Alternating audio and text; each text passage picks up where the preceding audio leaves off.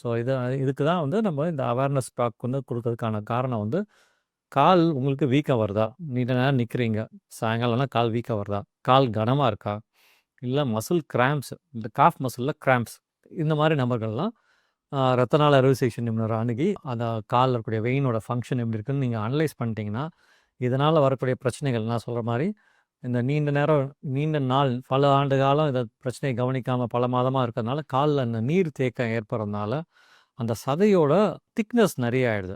So வந்து இன்னும் போக போக போக இன்ஃபெக்ஷன் வரலாம். கால்ல அரிப்பு ஏற்படுறதுனால, அந்த தோலுக்கு கீழ சதையில இன்ஃபெக்ஷன் வர்றது தான் நம்ம காமனா செல்லுலைட்டிஸ்ன்னு ஒரு கண்டிஷன் சொல்றோம். இந்த செல்லுலைட்டிஸ்னா கால் என்ன ஆகும்னா, கால் நல்லா கனமாயிடும். தோல் சிவந்து போயிடும். ஃபீவர் வரும். நடக்கக்கூடிய ரொம்ப வலி ஜாஸ்தியாயிடும். நடக்கவே முடியாத ஒரு சூழ்நிலையில இருப்பாங்க.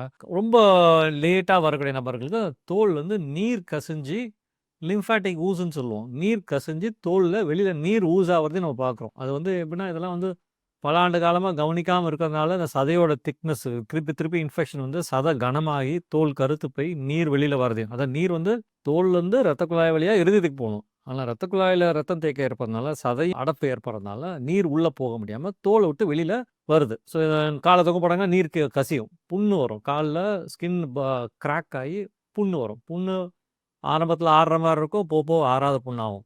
ஸோ இதனால என்னன்னா, பல பேரோட வாழ்வாதாரம் பாதிக்குது.